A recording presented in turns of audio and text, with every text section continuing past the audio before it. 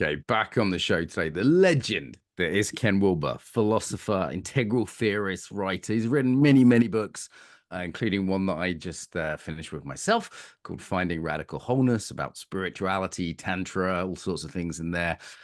Ken is probably the smartest guy I know and has had a huge, really, really had a huge impact on me over the last 15 years, radically changed how I think about human development, spirituality, personal growth, and speaking to other kind of big names in the field on the show. His name does come up quite often. So it is a privilege and honor. Ken, once again, nice to see you. Well, thank you. It's great to be here. Let's go straight in at the deep end. I was thinking, watch last Ken Wilber. Let's just go for the big philosophical one. What's the meaning of life, Ken? The meaning of life is essentially what you make it. We are all bombarded with all this extrasensory material, this environment, the world around us, our culture, our own behavior, and all of those need to be interpreted. So how we interpret all of our sensory awareness will determine meaning. And meaning, an easy way to understand meaning is like, what's the meaning of the word tree? The tree is a signifier, and it points to a referent. And the meaning of the word tree is its referent, the real tree. So that's essentially how we create meaning, is by interpreting the meaning of the signifiers that we have. And since we have an enormous number of different types of signifiers, we can create almost any sort of meaning that really makes sense to us or that we want to create. And a lot of people don't really realize that, and so they don't work on creating a meaning in their life. Colin, Mm-hmm. Everything okay? I just lost the picture completely. Ah, okay. I can see and hear you fine. Can edit Oh, this you part out. can? Yeah, yeah, no problem at all. I mean, Okay, I'm going to see if I can find Colin. Colin, I need you. is it that you can't see yourself or can't see me, Ken? I can't see anything. I shouldn't have done that. No. Did you, just out of curiosity, I didn't touch anything. didn't touch anything? All right. Let me.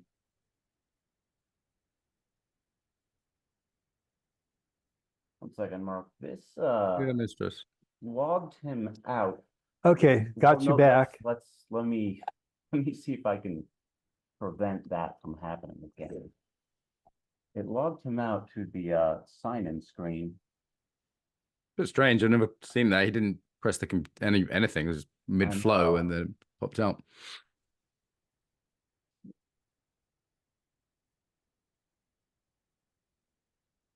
Huh. I don't know what happened, and I don't know how. To prevent it. I don't know how to prevent it because I'd take away the password, but it's a Mac and it won't let me not have a password. It's not that So, someone else has your account usage somewhere else and was logging in elsewhere. no, no. He's not sure. Mark, I think the best thing to do, because basically I created Ken a separate profile on my personal MacBook, and Okay. this has never happened before. So maybe the best thing to do is simply to sign into my profile where this kind of thing has never happened, because I don't want this to keep happening. So it'll take a few minutes, but since we don't know why this happened, and I don't know how to prevent it, Okay. that's Well, should we assume it was just a random accident and just continue with this? you can try that. Should we try one more go? And if not, we'll go with that. Let's login try one plan more B. go. One second. All right, we'll give it another go. Okay. Okay. We were at a point there we could have paused for the edit easily. So Ken, since I was at your house a few years ago, I'd say that more and more people do seem to have this feeling of being lost. And politics has got even crazier. I remember reading Yeah. Boomeritis maybe 10, 12 years ago and thinking it will never get that bad. And it's got way worse. So Yeah. what's your sense of the sort of the point in time in the zeitgeist we're at currently? Well, it's a crazy era. Um, we have all sorts of woke philosophies, which are competing for the mainstream way to look at the world. And of course, woke philosophies are just insane. They make no sense. They're crazy. They're whenever you hear somebody actually spout a woke philosophy, you know you're dealing with a not very smart person. And that's just the way it is. But it has caught on like wildfire. And that just throws another set of meaningless signifiers into the mix. So nobody's going to find meaning in their life by getting woke. And the meaning they find will really be obnoxious and sort of crazy and mixed up. But because it's out there competing with all the other signifiers, it really has caused a bit of an extra mess. I mean, it's sort of every era in United States history has got a little bit of craziness in it. And we just can't avoid that. That just comes with the territory. But when you throw in a really messed up philosophy like wokeism, you get a double mess. And that double mess is what the world is going through right now. And that makes it especially meaningless world. So America's always, or has for some since the 60s perhaps, been a battle of the traditionalist, the modern, and the postmodern.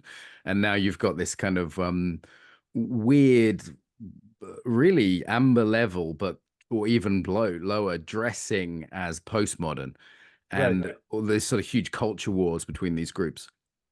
Right.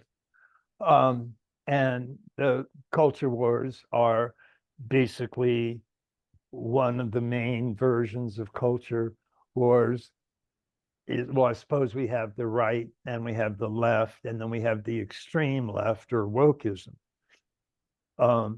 And those three are a horrible mixture, particularly with wokeism thrown in, because you can't make any sense out of it. And so whenever you get a fairly woke invaded philosophy, you get a meaningless philosophy. It doesn't really have any meaning. It doesn't refer to anything that's real. And so that just completely screws up the culture wars and is responsible for most of them. So you're known as being a developmentalist, and in your latest book, you kind of postulate there could be a spiritual movement which moves people through human development. Right. Do you think some of the sort of wokeism in the culture gets in the way of that? Could be a barrier to that? And what might a sort of healthy spirituality that can move people, as I think you call it, the conveyor belt, kind of move people through developmental maturity look like? Right. Well, the idea of a conveyor belt is that if you look at all the world's great religions, and there are 7 or 8 major world religions, all of them have a small core that's truly mystical. And so and this goes for Christianity, the Christian mystics that are all called, most of them are called Neoplatonists because they get their input from Plato, usually through Plotinus, then to Eckhart or the Victorian mystics or so on. And what a mystic is doing is attempting to wake up. And waking up is one of the main ingredients of a full integral model. So we have what we call waking up, growing up, opening up, cleaning up, and showing up. And each of those procedures produces a legitimate type of wholeness. So waking up is when you have an enlightenment or an awakening experience, and you find that you're one with the entire world. You're one with the universe. You don't look at the skies, you are the skies. You don't look at a mountain, you are the mountain. You don't walk on the earth, you are the earth. And that is a very real self. That's your true identity. But those are all first person pronouns. There's an I, me, mine. First person is the perspective of the person speaking. So again, that's right now, that's an I, me, or mine. Second person is the perspective of the person being spoken to. So that's you, thou, thine, those types of pronouns. And third person is the person or thing being talked about. So right now, we're third person, we're talking about integral theory, so that's third person. I'm talking, so I'm first person. You're being spoken to, so you're second person. However, the stages of like growing up are all, you're not aware of when you go through stages of growing up. And by stages of growing up, I mean, for example, Gene Gebser called the stages that all human beings go through from birth to adolescence to midlife to old age. He named them archaic, magic, mythic, rational, pluralistic, and integral. And each of those is a particular worldview. And we grow and develop to more inclusive and encompassing worldviews as we grow up. But notice right now, you or I aren't aware of what our worldview is, unless we've actually studied it and tried to figure out and so on. But it's mostly, they're like laws of grammar. We're both have a very full understanding of English grammar, which is why we're able to talk with each other right now, but we don't know what those rules are. And we've never known them except when we were first learning them, like in grade school. And then we learn the actual rules of grammar, and then we forget them in a month or two, but there they are. But these stages of development, archaic, magic, mythic, rational, pluralistic, and integral, those are all like grammars. So we're not aware of them when we're operating through them. There's an implicit nature to them, right? And how does one increase one stage of development? I mean, you did give some great techniques in the book for state changing, including some very profound, oceanic states and the like. Often I hear the integral community talk a lot about it's really important to grow up through these stages and different models, but there's very little detail given on how you do that. So if someone said, hey, I think I'm, I think I'm growing up, but I want to grow up quicker or more, what would be your recommendation? Well, unfortunately, almost the only way to do that is to learn a stage model and learn what the stages are, and then start looking, introspecting in yourself to find out what stage, according to that stage model, you're at.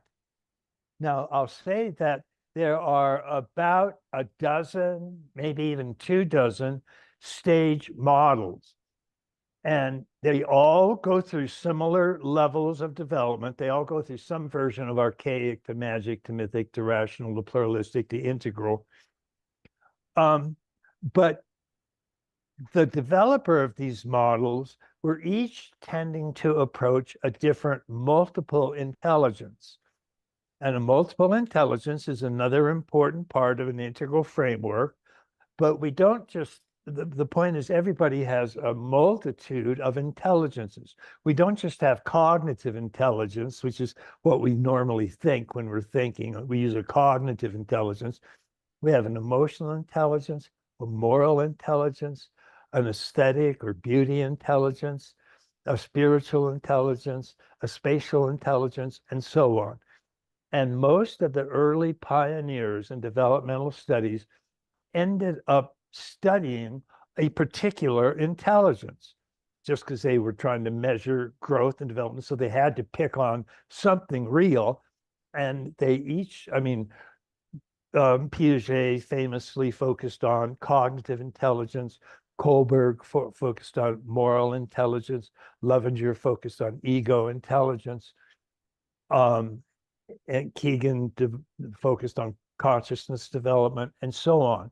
And so each of them came up with a model of the stages that their multiple intelligence went through.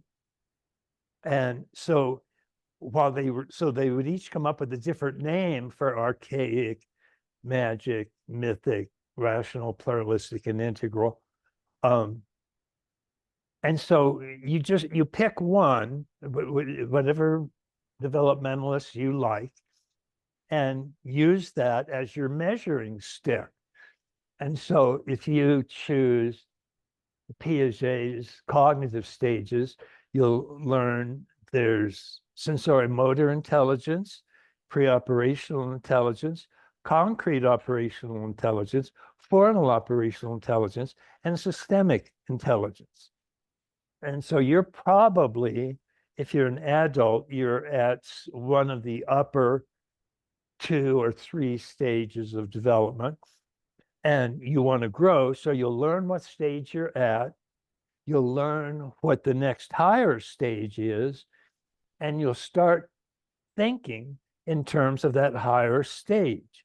And you'll, so if you're using Piaget's system, for example, and you're at concrete operational thinking, well, concrete operational thinking is what we call the mythic level. As the archaic, magic, mythic, rational, pluralistic, and integral. And the stage beyond the mythic level is the rational level. And so myth is also called concrete operational thinking, which is what Piaget called it. So if you are thinking of riding your bike is a concrete operational statement. It's thought operating on the world. So if you decide you're going to ride your bike, you'll get your bike, you'll pick it up, you'll get on it, you'll push it forward, you start turning the pedals, and off you go. That's a concrete operational thought. The next highest stage is a formal operational thought, where concrete operations is thought operating on the world. Formal operation is thought operating on thought. So that gives you logic, mathematics, grammar, and stuff like that. So if you really haven't developed a capacity for rationality yet, you're probably 10 or 11 years old. And so if you were at that age and trying to grow and develop, you would start thinking in logical terms. You'd study types of logic, you'd study mathematics, and you would try to learn what those fields represent. And the more you learn what they represent, the more you're engaging formal operational thought, the more you're using thought to operate on thought. And that's about the only way you can nudge up these stages of growth, because they are stages of growth, so they unfold naturally of their own accord. And usually human beings don't have a hand in helping that along, or they don't know that they can help it along even. And so they just keep going and interacting with the world. And these stages will of themselves naturally emerge. So like the magic stage emerges from age 1 to 2 or 3. The mythic stage emerges around age 4 or 5 and lasts till adolescence. Then the rational stage emerges when you're 11, 12, 13, 14. And many people stop at rational, but you can go higher to a pluralistic stage, which emerges anytime after rationality emerges. So usually anytime after adolescence, you can move into pluralistic. And then if you continue growing, you'll move into an integral stage of development. And culturally, we've sort of seen the spread of the postmodern kind of stage of development in the time I've been aware of your work. It went from a sort of fringe thing that you might find at Berkeley or maybe amongst the group of hippies. And it's Right. kind of gone in, you know, for example, I was in a mainstream hospital for an eye test a couple of days ago, and there's Black Lives Matter type things everywhere and rainbow flags everywhere. And, you know, it's just it's really, and you would have thought a hospital would be much more of a modernist science Yeah. rationality kind of a place. And, you know, there's positives there too, right? As well as our sort of nasty kind of woke who are actually below the rational level. There's also the sort of gifts of postmodernity. And this has led to lots of people saying they're spiritual, but not religious. There's a sort of this increased desire for spirituality that's across the culture. And it seemed like your latest book was trying to give them something a little more rigorous to work with in their desire for spiritual but not religious, rather than Right. sort of new age kind of stuff. Right. And that's the spiritual but not religious, the waking up component belongs to what we call the waking up process. And the waking up process, again, is the core of all the world's mystical traditions. And while all the world's major traditions have differing so-called exoteric or outer beliefs, which are almost all mythic beliefs. So you can read the Bible and it's full of supernatural miracles and myths and all of that, most of which are simply not true. But that's where you get all the miraculous mythic stuff. And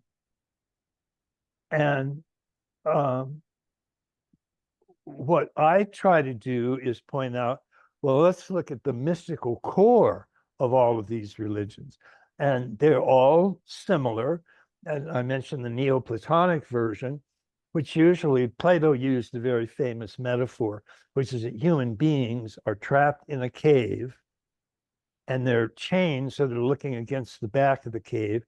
And outside there's a real sun. And as the sun shines in the cave, it casts shadows on the wall and on the back of the cave. And so human beings are trapped looking at a shadow world, a world of illusions, a world of shadows, a world of not true isms. And one day somebody escapes from the cave, goes out and is blinded by the real sun and comes back in and says, guys, you're not going to believe this. There's a real sun out there.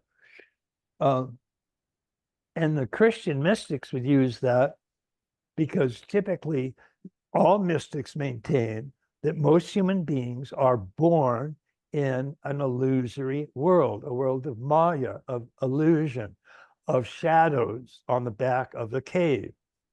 And they have practices that will help us get out of the cave and into the real light.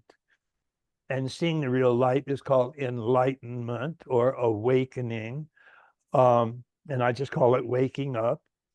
But it's a very real experience where you, as your individual self, experience this ground of all being, this oneness with everything. And you realize that you are one with everything. And that's what waking up is. That's the type of wholeness that waking up offers. And it's a very profound wholeness. It's basically a union of the finite with the infinite. So that's a huge whole. But it's not the total whole, because what you can't do, what waking up won't tell you, is what stage of growing up you're at. And you can be at almost any stage of growing up and have a waking up experience. So we differentiate waking up from growing up. So you And can get an waking up is, enlightened fascist Zen master or something like that, right? Because they'd have quite a low level of growing up as a sort of Japanese fascist, you know, 1940s. But they could have an absolutely stunning satori state experience. So you get these odd combinations. that's right. And so I distinguish between waking up and growing up as two very different types of wholeness. Of course, waking up is a wholeness with everything. And growing up, it offers increasingly holistic or more encompassing worldviews. So you go from archaic, which is basically ape-like, to magic. And magic is because the mind has not yet learned to differentiate itself from the environment very well. The mind doesn't differentiate itself from the things that it's thinking about. So it can't tell the difference between the signifier tree and the real tree. It confuses them. And we see this in such primitive religions as with voodoo. Because in voodoo, what you do is if you're mad at somebody, you make a doll that looks like them, and that's your signifier. That represents the real person. But because you can't differentiate between them very well, you think that if you stab the doll 10 or 20 times, it'll actually kill the real person. And that's an example. It'll magically kill the real person. And so that's where magic comes from. And many developmentalists call this early 1 to 2 year old period the magic period. And then after magic, mythic will emerge. And mythic is all the supernatural beings. And although at mythic we lose our capacity for magic, we no longer think we can alter the signifier and it'll change the real thing. But all the supernatural beings that we create, the gods and goddesses and nature spirits, they all can perform magic. So if we pray to them with the correct benevolence and sincerity and belief, we believe that they will be able to, for example, make our crops grow, or make it rain, or get me the new car, or get me the girl, or get me the guy, whatever it is. So religion, real mythic religion, the exoteric form, springs into existence at that time, which in our history was around 10,000 BCE. And then during the Western Enlightenment, the next higher stage, the rational stage, came into existence. But again, when we're at each of these stages, we're not aware of it. And so, but it's very important that we are, because a lot of people studying Zen, for example, today, are still at a mythic stage of understanding. And that's going to profoundly alter the way they practice meditation, or the way they think of enlightenment, because it's going to be a they've got a medieval understanding of whatever's happened. Even state-wise, there may be a great opening. There's a sort of cognitive structure around that that's medieval by our standards. Right. And what I was recommending is that things like Zen Buddhism or Christian mysticism or Vedanta Hinduism learn a simple map of growing up stages. So they can use Jane Lovinger or Piaget or Lawrence Kohlberg or Robert Keegan, anything they want, but they would probably give their students a test to determine where they actually are in one of these models. And then they would work, if like a person really was stuck at a magic stage, they would almost have to help them get up to at least a mythic stage, and preferably a rational stage. So that's what I call a conveyor belt. They would actually make it conscious and make it part of your actual spiritual training to grow up, not just to wake up, but to grow up. And if you see the different worldviews and you see how differently they see the world, you'll understand why that's a very important part of our overall integral growth process. Because if we're stuck at magic or even mythic, we're really going to have a hard time making sense of the world in a way that's real. So, I mean, if you're stuck at mythic, you're going to be believing in tooth fairies and Santa Claus and leprechauns and God knows what else.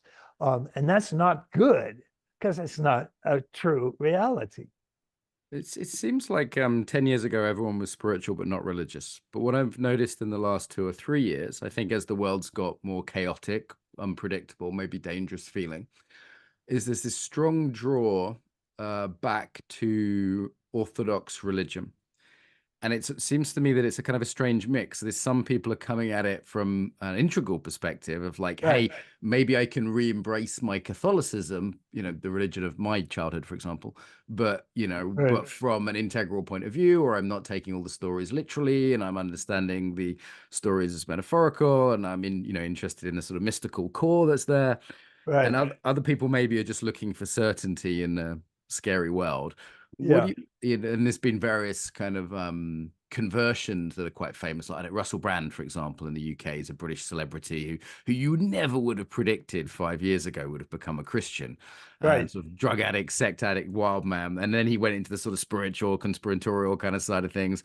And he's come out the other side of it, a Christian. And that I've got friends who are Orthodox. That's quite fashionable. You know, YouTube is full of Orthodox YouTubers now. And they're not old school, they're not kind of like fundamentalist Christians from the Bible Belt states in America or parts of the Netherlands, for example. They're not the old school kind. There's something more modern about them. There is this deep calling back to faith that people have, which is a little more than like, hey, I want to get high and take ayahuasca and be a hippie. There's something going on. Any thoughts on that? Yeah.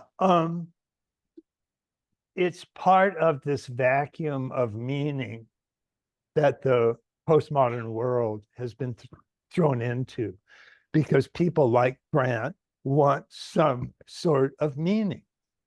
And what the great myths did for us, particularly from year 50,000 BCE to 10,000 BCE and 5,000 BCE, is we had these great mythological structures that we created. And in part, it was because we all contain the core of these myths. Jung called them archetypes, and they can pop up fairly well formed on their own. But whatever the cause, that happened across the world during the mythic era. And those were the fundamentalist believers at that time. I mean, if you believe in Jesus Christ and the Virgin Mother Mary and all that, you believe those were literally true. Russell Brand, when he says he believes in Christianity, everybody simply takes this mythic mold and attaches a different kind of meaning to it. So they want to believe in it mostly because they want to believe. People need something, don't they? They need an anchor in this crazy. That's right. And that's mostly what the postmodern religions are doing. It's just providing a type of anchor, a type of connection. And that's not what they originally were doing. They originally were presenting real realities. And that's why a lot of developmentalists call this stage the mythic literal stage. Yeah. Because when it first emerges, it emerges as a literal truth. There really are tooth fairies. They really exist. There really is a Santa Claus. He really exists. There really are leprechauns or whatever. They really exist. They're mythic, literal realities. When Zeus and Apollo and Aphrodite were all said to exist on Olympus, the Greeks that believed in those realities really believed there was a real Zeus, there was a real Mars, there was a real Aphrodite. And then eventually they sort of got let go of, and the people that continued to believe in them were believing in them as some sort of anchor or to create some sort of meaning. And that was different than what they were originally doing.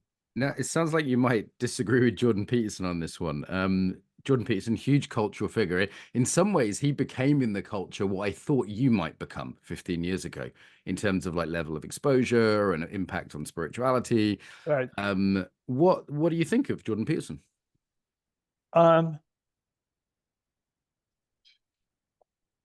Well, personally, on a personal level, I like the man. I think he's a very likable fellow.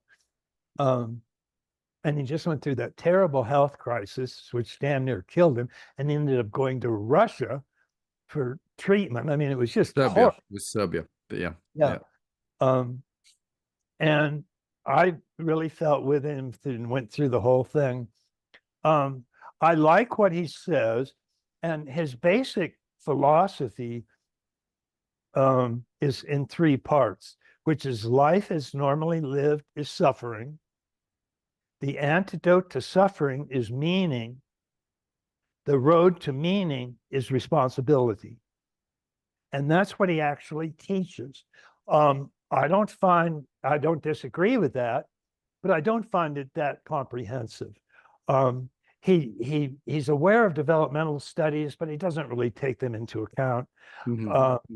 And he at least understands the difference between real mystical experience and mythic literal beliefs. And he breaks down some of those mythic beliefs in a more kind of rational, like a way, like saying, "Hey, this is the meaning of Genesis." This, you know, he did a whole series on the Bible, right? And that's right. And I disagree with him when he says, "Here's the real meaning of Genesis," because what he's implying is that this is the meaning that the people that originated Genesis believe. And as I said, that's not what they actually believe. Yeah. They were saying, no, the world was created in 6 days. Right. They didn't come up with some big rational meaning and say, now I'm going to dumb it down into myths and then spit out all these. In the beginning, God created the heavens and the earth and dumb down their actual rational meaning. They didn't do that, but that's how he's reading it. He's reading it in a rational way, which is not the original meaning of those myths. So I do disagree with him on that part of it, but otherwise I find that what he says, sentence by sentence, generally makes a fair amount of sense. Yeah, and I enjoy watching him because I like watching on YouTube. And in terms of why he's been so popular, where does that fit into this kind of the culture wars, the culture development?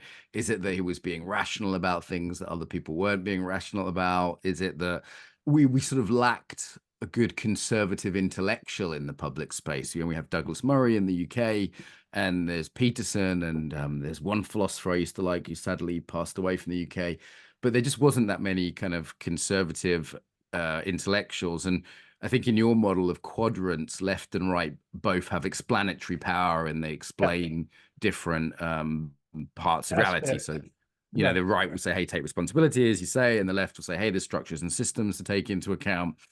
I mean, other than sort of filling in a gap of a right intellectual, do you think there's a reason he became so popular? Now, I didn't hear what your first sentence was when you were mentioning what you wanted to know how fit in. Why do you think he's become so popular in the culture? Jordan Peterson? Yeah. Oh, well, first of all, he's anti-woke. Yeah. And he's very clear about that. And he's also a great critic of wokeism. And I think so many people are looking for meaning, which we've been talking about, and he provides an alternative to mere left or mere right, and especially an alternative to wokeism. And that's just made to order for this world. And the fact that he's very pleasant, a very attractive fellow, and he's very pleasant and very communicative and states what he wants to say very clearly. I think all of that is just made to order for somebody that would have upwards of 1 billion views. Yeah, no, it's an incredible amount. I also really value John Vervaeke, who's another Canadian who talks about the meaning crisis. Yeah, Vervaeke is very good. And he and I have had some conversations. And if someone said to you, what is your solution to the meaning crisis? Would it be simply, hey, we need this developmental conveyor belt to get people at higher levels of development? Yeah, I think basically, of course, I would say this, is that people simply learn the integral model, because that shows all these different aspects of yourself that you can draw on to create meaning. So we're talking about woken up and growing up. Opening up, we mentioned briefly in that to open up means to open up to all of your multiple intelligences. And the way I did this, when I first came upon multiple intelligences, I had already developed this sort of overall integral model. And so I wanted to learn about my multiple intelligences. And what I did is each day of the week, I chose a different multiple intelligence. So the first one I chose was aesthetic intelligence, or looking at beauty. And so I would go all day long trying to use my aesthetic intelligence. And at first it didn't work out very well. I couldn't see beauty hardly anywhere. And then I started noticing more and more beautiful things, and it just sort of exploded. And wow. And then the next day I chose moral intelligence, and I went through, okay, how should I act towards that person that just said something rotten or whatever? And all of a sudden my moral intelligence just exploded. And so that's another example of opening up will get you a great deal of wholeness, because you'll learn all these aspects of reality that you weren't focusing on, because you weren't really zeroed in on them in a specific way. But each of your multiple intelligences will give you that specific way. And what's really amazing is that over our evolutionary unfolding, we developed all these multiple intelligences because each of them answers a fundamental question that life throws at us. So, for example, life will throw at us a question like, was the Holocaust correct or ethical? And the answer, of course, no. But we had to think along those lines to come up with the correct answer. Yeah. And so when you open up to all of your multiple intelligences, you're really opening up to all the dimensions of reality that actually exist out there. And because they really do exist, they could inhabit the growth of our multiple intelligences, because we would grow a way to answer the problem posed by this very real dimension of reality. So we've got, psychologists differ, but 8 to 12 multiple intelligences, which means 8 to 12 dimensions of reality we didn't know exist until we lit up our multiple intelligences. And so we call that opening up. And then cleaning up is the type of wholeness that you get if you address, let's say, well, Sigmund Freud is generally, historically, Sigmund Freud and his inner circle. And his inner circle were all, because Freud was a very bright guy, he attracted very bright people. And his inner circle, the 4 or 5 guys that he relied on the most, were all technically geniuses. And you've heard of a lot of them: Carl Jung, Otto Rank, Alfred Adler, Salvador Ferenczi. They were all bona fide geniuses. And what they came up with was that the human mind can get very judgmental about aspects of itself. It can not like them, it can hate them, it can want to get rid of them. And if it really dislikes them a lot, they'll break it off from the main portion of their mind, they'll push it unconscious, and then they'll usually project that unconscious aspect onto somebody else. So if I'm mad at you, but I don't want to admit that, then I'll repress that anger, I'll project it onto you, and then I'll think you're mad at me. So to the extent that I can cure that projection and take back that anger, I'll get another type of wholeness. I'll be more fully my real self. And this is one of the geniuses of the West, right? Therapy, shadow work. And again, if we take a Japanese enlightened fascist, he could have some, weird sex stuff going on, or weird power stuff going on, or is it Suzuki Sensei I heard was a kleptomaniac, you know, some weird little thing happening, which is Right. needs to be addressed through therapy rather than through meditation. These things aren't mutually exclusive. And I've had Keith Martin Smith on the show, who wrote a book, he's a friend of mine. He wrote a book about why the Buddha needs therapy or something like that. The title Right. was saying like, Right. hey, these are different things. And if we don't address the shadow aspects, you're going to keep having these abusive gurus and odd things happening. Right. And so when Freud was asked, what does a psychoanalysis, this new psychoanalysis of yours do? He very famously and quite brilliantly replied, where id was, their ego shall be. Now, most people know the terms id, ego, libido, and so on from Freud.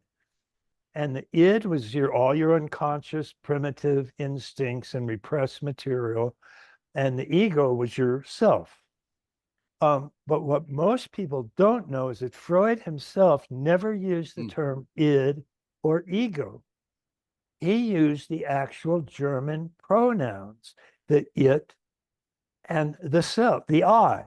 So the I and the it.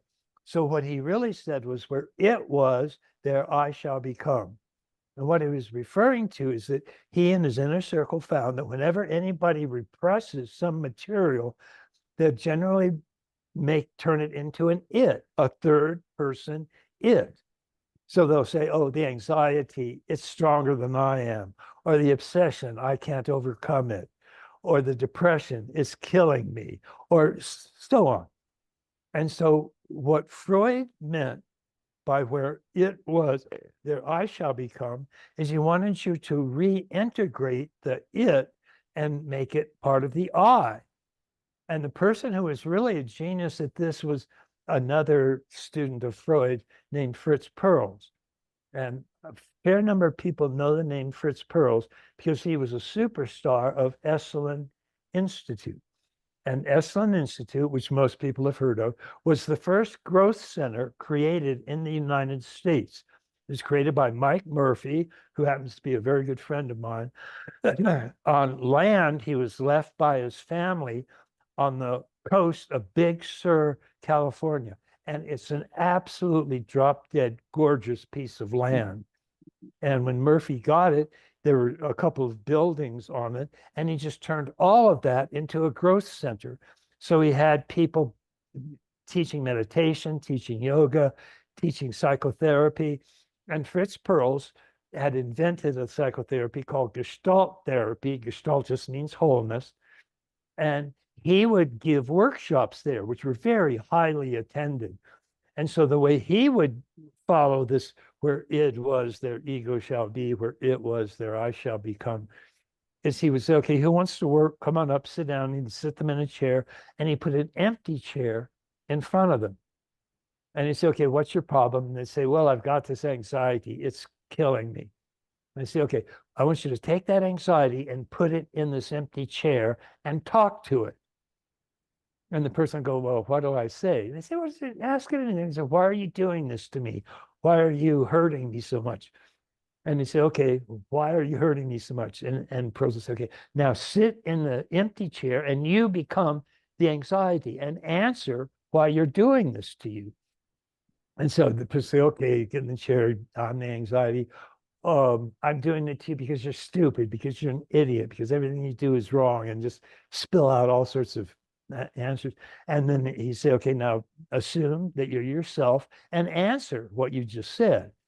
And so he'd have the person go back and forth talking to this it and talking as an I. And within 10 to 15 minutes, everybody in the audience could see the person's anxiety diminishing. The more I re-identified with the it by talking as an I, then the less he was projecting it, and the less his anxiety became. And Perls, incidentally, had famously said, I can cure any neurosis in 15 minutes. And of course, his critics, who hated him anyway, nonetheless, they agreed he could, because he was a genius when it came to handling where it was, there I shall become. Okay. So we need to bring these things together. And so that's a cleaning up. And when you incorporate that, something like that into your life, you'll get that wholeness, the return of all its to your I. And it also teaches us a hard lesson, which is almost all the things that we hate in the environment are projections of material we hate in ourselves first. Yeah. Yeah, that's how we And so we turn identify it it, right? into an it, and we project it on somebody else, and then we get all sorts of trouble. And so Uh-huh. you want to go back and re-identify with that. So if I were to compare the West and the East, Peterson and Viveki in some ways is the West tends to be good on the theory, like discovering things like the developmental levels, and the East tends to be good on yoga and practices. And I The know what? yoga or practices, Yeah. practice. So for example, you've talked about 3-2-1 shadow process as a Right. practice for reowning shadow. Your Right. book's full of practices on different things, sexual tantra practices, meditation. So I'd love to spend a little bit of time on practices because I know our audience really likes that part, and it's a big part of the integral Right. work compared to just theoretical work. Let's start off with one that you were known for, perhaps do less often now, which is weightlifting, which is one of my favorite practices. Weightlifting? Yeah, you were known as the Yeah. first kind of buff philosopher. Right. Why was weightlifting your practice for quite a few years, at least? Well, when I was about in my late 20s, I came across a book by Dirk Pearson and Sandy Shaw called Life Extension. And in it, they recommended a whole battery of mega vitamin doses, vitamins, minerals, nutrients, and so on. And I got very turned on to that because they presented so much scientific evidence for the good these nutrients did. And then they had a section on weightlifting and how you should do that, because that really fires up the whole body and does all sorts of great things. And so I started doing that. I went to a gym, started lifting weights. I eventually got into it so much because I actually put on about 20 or 30 pounds of muscle. And because I'm fairly skinny guy, it really changed my appearance. And so I ended up buying weights to keep in my home so I could just lift them anytime I wanted to. And you also feel really good because you get this huge endorphin rush. And so I really became kind of hooked. And for the next 30 years, I weightlifted almost daily, or certainly every other day. And it's been very good to me. I mean, I'm 75 years old and I feel like I may be 50. And so all in all, I've noticed real effects from weightlifting, and I've seen my body change, and it's all been good as far as I can tell. So it's something that I add to my to-do list. Great. I'd recommend my friend Rob McNamara's book on the Strength to Awaken on weightlifting. I find I get into quite altered states weightlifting. So it's become kind of a core practice for me. Oh, that's So great. I had to ask you about that. And you recommend different types of meditation in your latest book, not so much the kind of famous mindfulness of breath, which has become very widespread, sort of standard mindfulness practices. Can you say like what kinds of meditation you're recommending, and does anything need a kind of an upgrade from the standard mindfulness stuff that people may be aware of? Yeah. What you notice as you study the world's mystical traditions, and again, every great world religion has a small core that's purely mystical, and they know that. And often the outer core, called exoteric, doesn't really like the inner or esoteric mystical core of it. So the reason that they're a small subset of the total religion is that not all of the people that believe the religion buy the mystical aspects. I mean, it's one thing to believe there's a God the Father and that there's a Holy Spirit and that Jesus Christ is the Son of God and all of that. But it's another thing to say, oh, I am one with Jesus. even though St. Paul said, let this consciousness be in you, which was in Christ Jesus, that we all may be one. That's a perfect description of mystical awakening. When you realize that you have Christ consciousness, you become one with everybody. And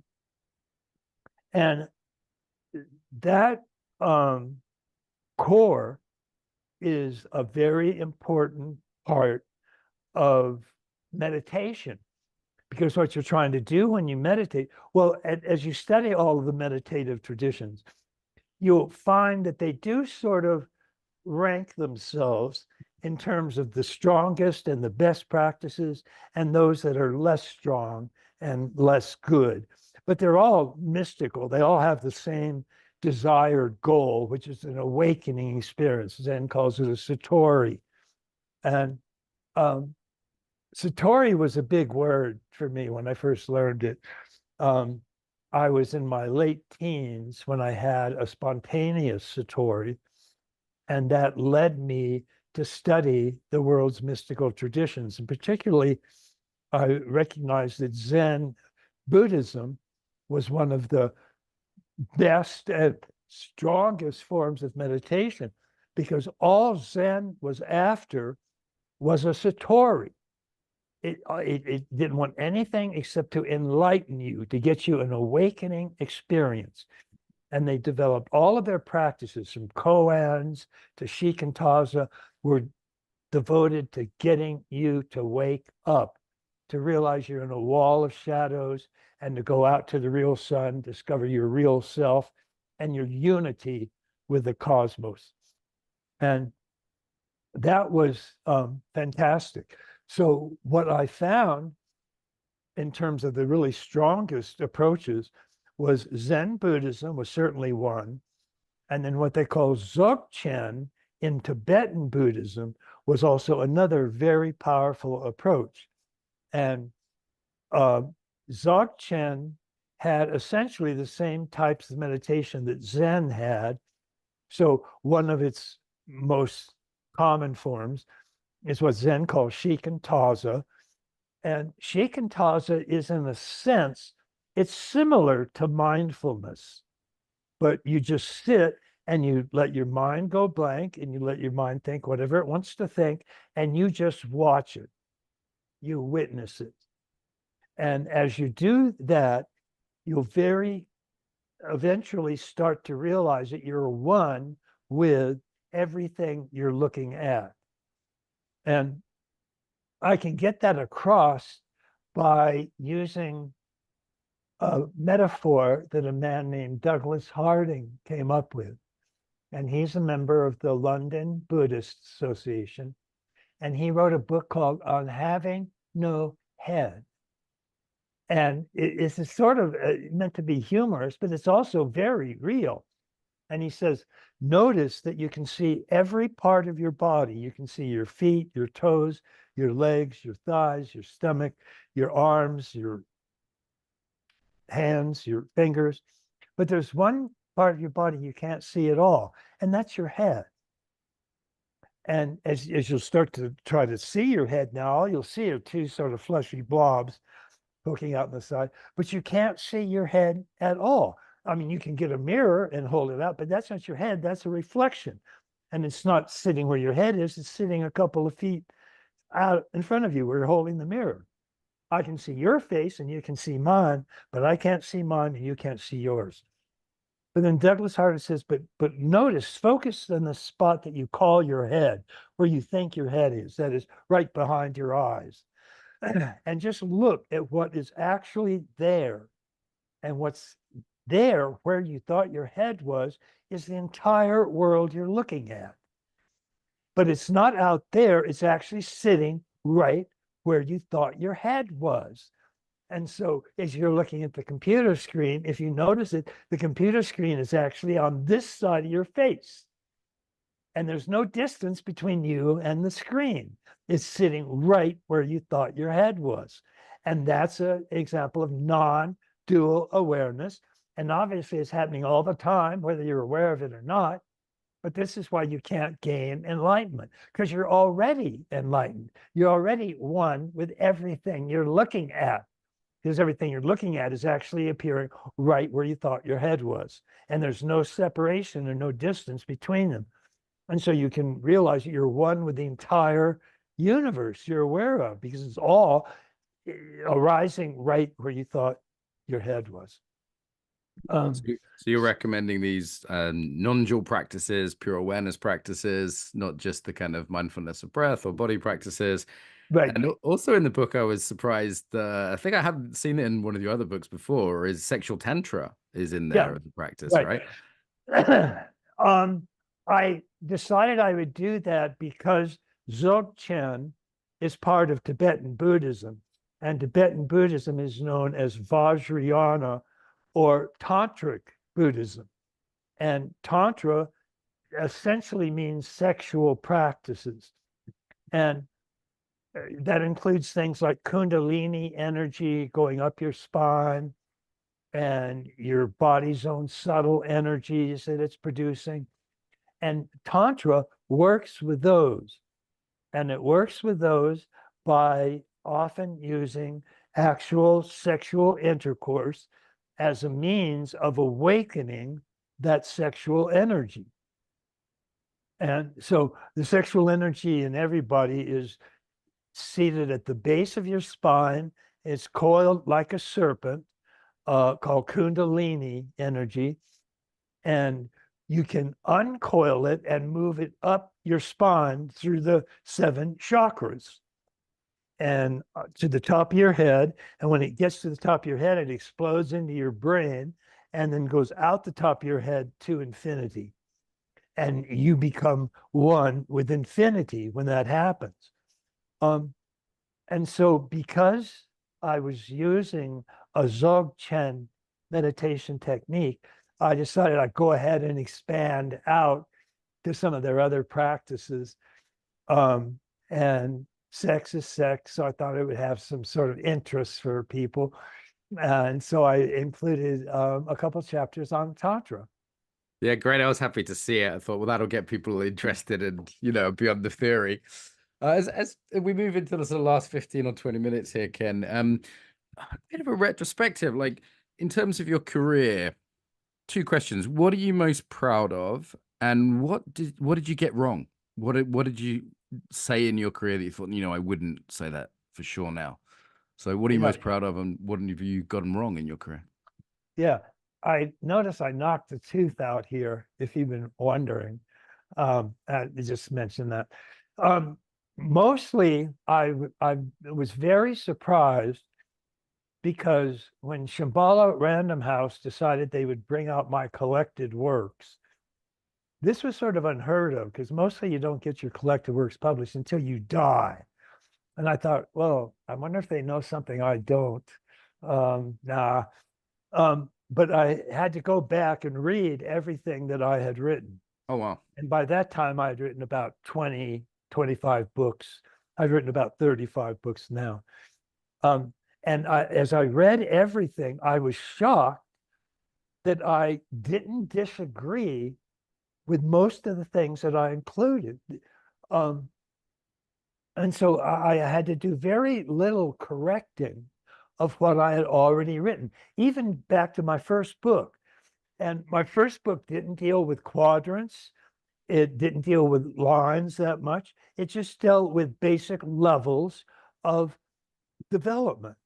And I didn't even distinguish the different multiple intelligences that were going through them, but I never said anything about multiple intelligences that was wrong. I just didn't say anything. And I found that as I tried to figure out why didn't I say anything that I disagree with now, because most people, I mean, I know a lot of authors, and the first thing I hear from almost all of them is, boy, that book I wrote last year, I really fucked that up. I got this so much stuff wrong. And I always was looking for oh my God, I really screwed that up. And it never happened. It was more the added stuff. That's right. And I noticed it whenever I got like in Spectrum, I could have talked about the earliest 6 months of life, which all developmentalists agree, the infant that can't separate himself from the mothering one or from its own environment. So that sounds very much like a non-dual awareness. And I noticed that when I mentioned the infant, I was looking for a point where I would say, and this is a type of infantile version of a cosmic consciousness. And by the way, many psychologists still believe that.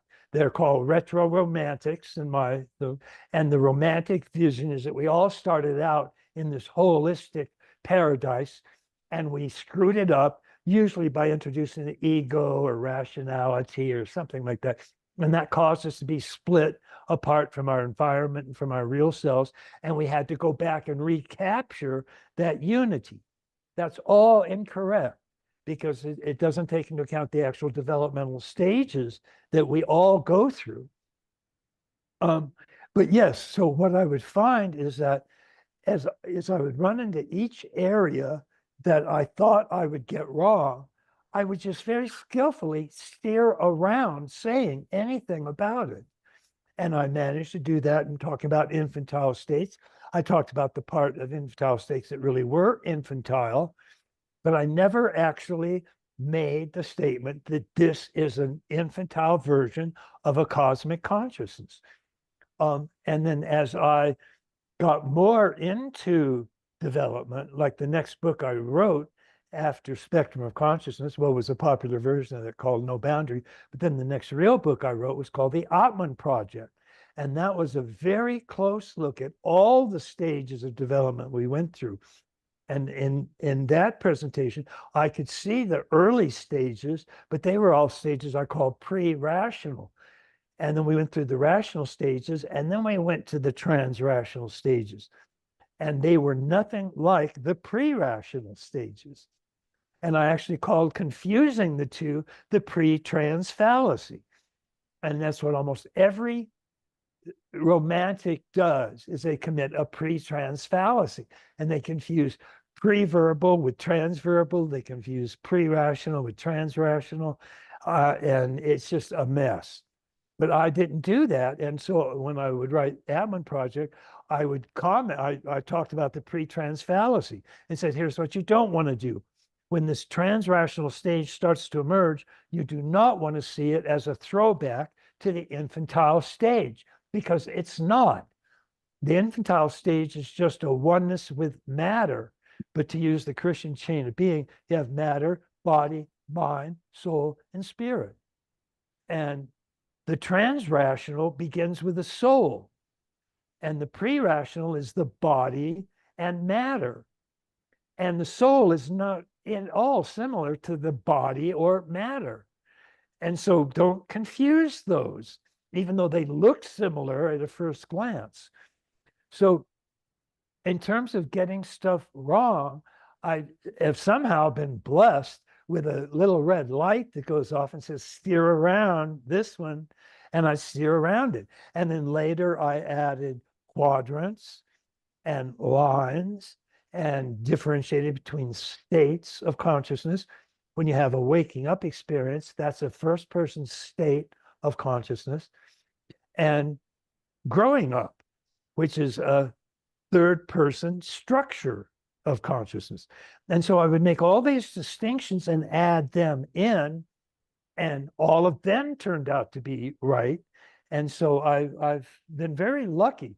And in my collected works, I changed almost nothing that I had written previously. And now the only problem with the collected works is it's terribly out of date, because I've added another 10 or 15 books. Rude enough to survive another 10 years at least. So I'm glad you have. I think it may have been you or someone talking about you. I think it was you said to me once that your books have got kind of two categories. There's everything you've written about development, human psychology, and then there's Grace and Grit, which was then made into a film.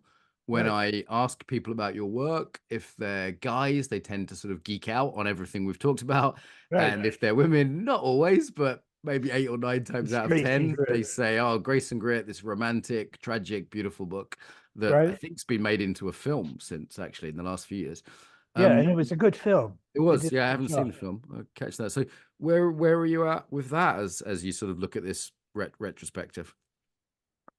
Well, I still agree that Grace and Grit is a different book than the books I've generally written. The other 34 books are all in a category, and Grace and Grit is in a category by itself.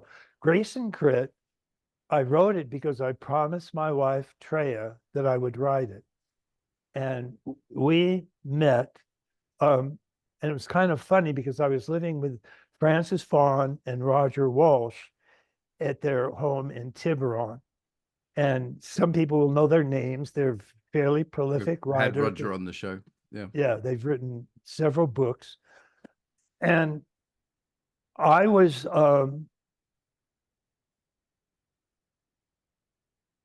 divorced at that time from my first wife. And they were always trying to set me up. And Francis would set me up with women that were, let's say, good for my soul. And they weren't necessarily very attractive, but they were all wonderful women and very good for my soul. And I love that. And Roger would set me up with basically Playboy bunnies that weren't good for my soul, but were pretty good for my body. And they never agreed on who I was going out with. And then after a year of that, and me going out with about 15 different women, Francis walks in one day and says, no, Roger walked in one day and says, I can't believe it. I've got the perfect woman for you. Her name is Treya Hillam. And I thought, well, another Playboy bunny. I've been here, so thanks. But I told him, thank you very much. I appreciate it. I'll look into it. And 3 days later, they didn't talk to each other. 3 days later, Francis came in and says, I can't believe it. I've got the perfect woman for you. It's Treya Hillam. And the first words out of my mouth were, I'll marry her. Because they both agreed and they never agreed. Yeah. And we met, and I proposed to her 10 days after we met. And then 11 days after we were married, we discovered that she had breast cancer. And the next 5 years was, I stopped writing. I just was going to take care of her. And I did. I think I did a really good job. And 5 years and 3 months later, she died. She had the type of breast cancer that its 5-year survival rate was standard, and beyond 5 years was almost 0%. So we did everything right to get the 5 years. And right as she was dying, she said she was working on a book about her ordeal. And she said, tell me you'll write the book. And so I promised her I did. And it's the first book I wrote after she died. And I mean, I think the comments I get most about the book are, it's very heartfelt. It's very emotional. It's a very moving book. And I always appreciated that kind of feedback because I really wrote it with my heart on my sleeve. Yeah. And it's done very well. I mean, it's been translated into some 36 languages, which is an enormous amount. Usually people get published in 17 foreign languages. The word 17 is when people start bragging about it. They go, yeah, I've been translated into 17. More than just sort of French and German, and yeah, a few above that.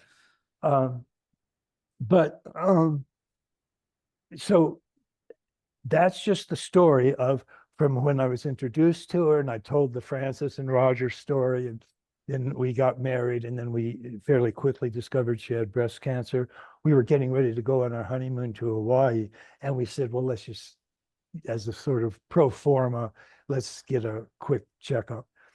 And so we did that. And when I saw the doctor come out of the room where he was examining Treya, and he looked at a nurse and said, could I get a separate room?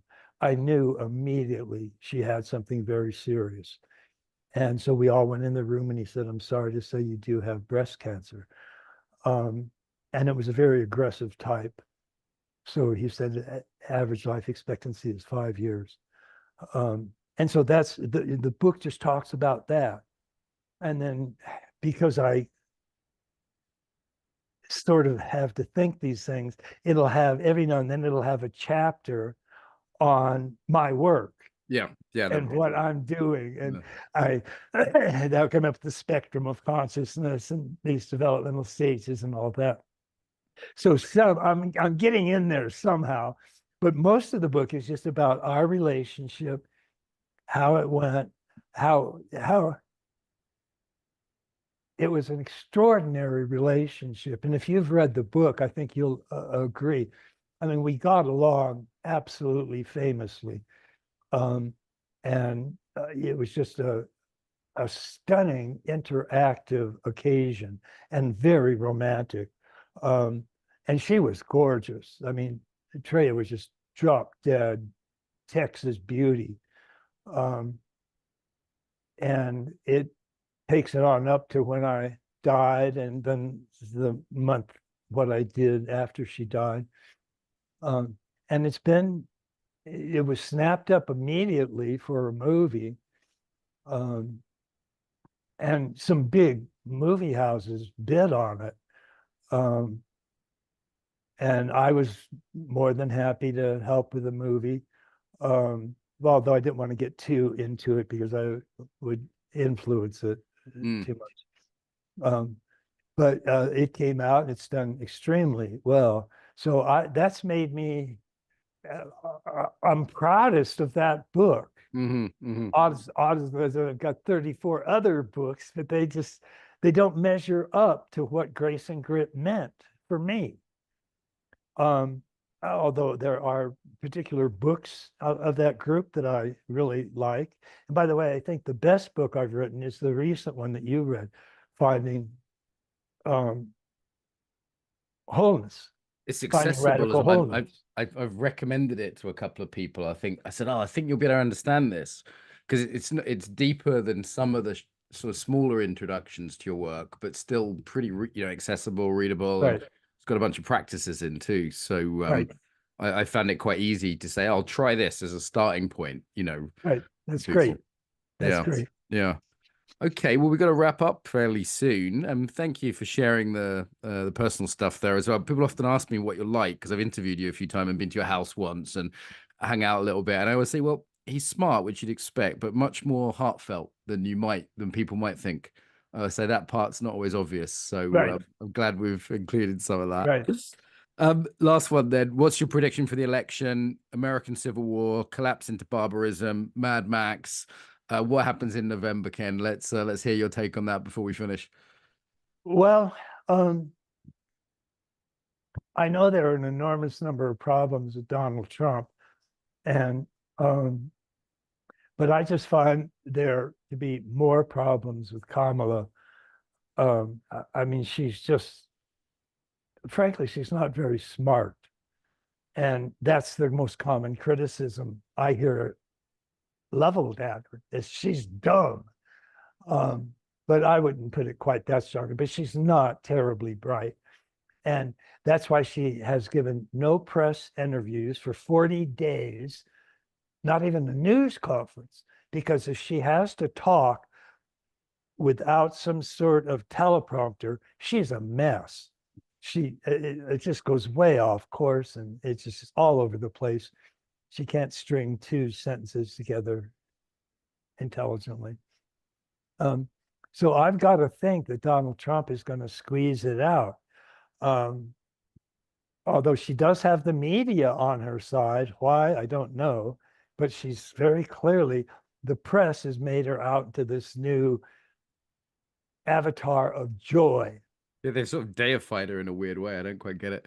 But yeah, it's very strange. I had all my Democrat friends denying that Biden was senile, and now they're claiming that this person is competent, and the sort of Trump assassination attempt made him look heroic, whatever the truth of that matter is there. Yeah, I don't see how that's going to play out any other way really at this point. Good. Okay, Ken, it's time to wrap up. So any closing words or where people should sort of look you up? Well, you can look at kenwilber.com, and also a place called integrallife.com. And both of those have a broad access to my work.